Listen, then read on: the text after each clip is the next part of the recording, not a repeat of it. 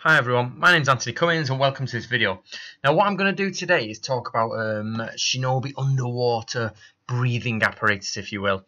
But before we go on, first of all I want to tell you what I'm talking about is from the Fukushima Scroll, and it's in my new book Samurai and the Ninja. Now Samurai and the Ninja is actually out for pre-order on Amazon now. It's by Tuttle and it includes a massive amount of information on the samurai and a load of new translations on ninja scrolls and ancient ninja information. So everything will be in there, and everything I'm talking about now is going to be translated and in that book. Okay, so let's move on to it. What I want to do today is talk about the Fukushima breathing apparatus. Now that's this here.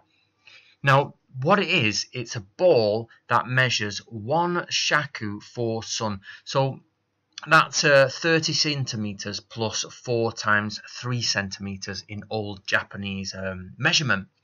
And if you look at the top, we've got like a straw type apparatus there. That's actually deer horn. That deer horn is what you bite down on. Now, the U-shaped black thing just next to it is actually called toad skin. Now, it's actually made of toad skin. Now, Stephen Nojiri disagrees with me here. He thinks this is not made of toad skin. It's just the idea that it's a board called toad skin. Me and Yoshi disagree with this, but it doesn't really matter. The purpose is the same. Imagine when you go snorkeling on the beach and you put the snorkel in your mouth. There's that little plate of rubber that goes between your gums and your lip, and that's what this is. That goes in between your gums and your lip. Now, if you can see, there's a little ball-like shape there. Now, in the white section, in the original manual, it says put a metal ball inside, and both me and Stephen agree on this is probably to keep it weighted down more than anything. However, I'm going to go into that little ball circular ring shape soon. I'm not sure if that's meant to represent the ball, but we'll talk about it in a minute. Now, you should know that Fukushima Ryu, the manual, is really quite complicated. Not in that it's large or overcomplicated, in that it's too simple. And we do have the oral traditions, but of course it's meant to be passed on by actually teaching and showing this as well. So while we have the oral tradition, while we have the original manual, we don't have everything, and we've got to sort of guess what this means. Now, some people have thought that this may be a little bit strange, or this type of thing shows you how people are a bit dubious about ninja scrolls because they're not sure how it works or if it really does work. Now, my idea on this is I have two theories. My first theory is the one I originally started with, and is that this is something to contain an extra 2 or 3 breaths, and the ball inside is to keep it weighted down so that it doesn't float up or push your head upwards. Now, so this means that I can hold my breath for about a minute. Some people can hold it for nearly 2 minutes. But imagine if you put your tongue on the end of the straw-like thing and you bite down.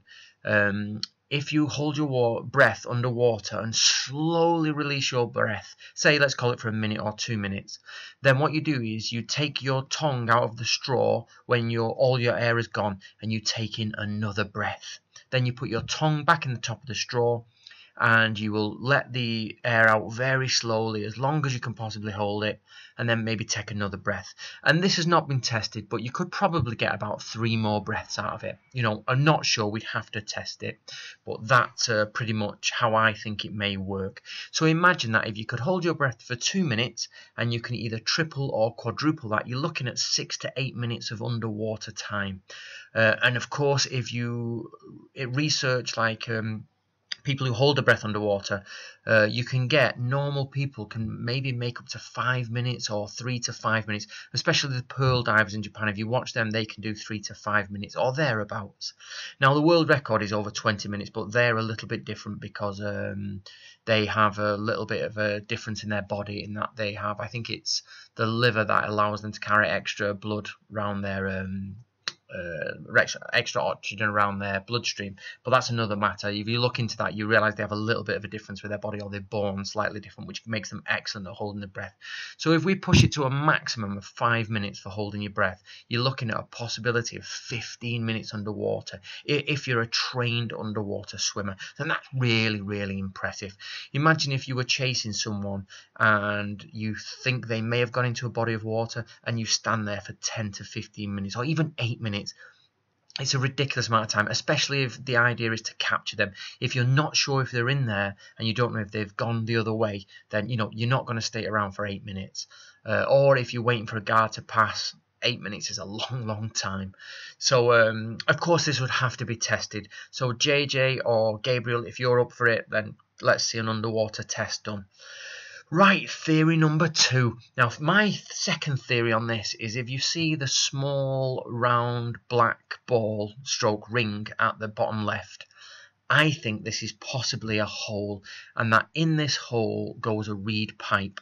Now imagine we're looking down on this from a bird's eye view, so the reed pipe would be coming towards you out of the screen now.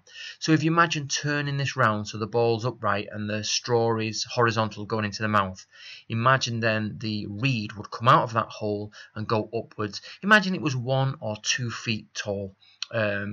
The problem you've got with breathing through a reed is that it's very difficult. Once you get a longer reed, you can't breathe through it so easily because of the pressure and you can't get enough oxygen down it. But this ball solves the problem. This ball is the air sort of capture chamber, and this is you can see in Leonardo da Vinci's underwater suit. He has a bell that floats at the top to capture air. Now I think this is just the same idea, but it's got the metal ball inside, so it weighs it down because it's a pocket of air in front of your mouth, and then it's got a cane that goes up to the surface, so a shinobi could have like an angled snorkel. So if you're not getting me, imagine this now, with that hole at the top, the shinobi upright with his head upright, the straw is horizontal going into his throat or into his tongue, and there's a reed going from the top of this ball out of the water, maybe 1 foot or 2 foot. We'd have to experiment with that, and they can stay underwater and breathe then for a long, long time. Of course, these are my 2 theories. I'm not sure which one works. I don't have the equipment here to make things in Japan, or I've got rivers nearby, but I don't have a workshop. I'm in like a guest house, so I need the trusty gents out there in the Historical Ninja Research Team world. Now I know Krista and Chafin were thinking of doing this. I know Gabriel or JJ might want to do this. It's up to you guys. But this is the Fukushima underwater breathing apparatus. So have a go, guys. Now remember, the book will be out July the 15th, 2015, and it's on pre-order now. So if you don't want to wait, just simply go and pre-order it, and it'll turn up on the day that it's actually released. It's packed full of information like this, and the Fukushima Ryu scroll is a very esoteric but very mysterious scroll that we need to get our heads around and get into.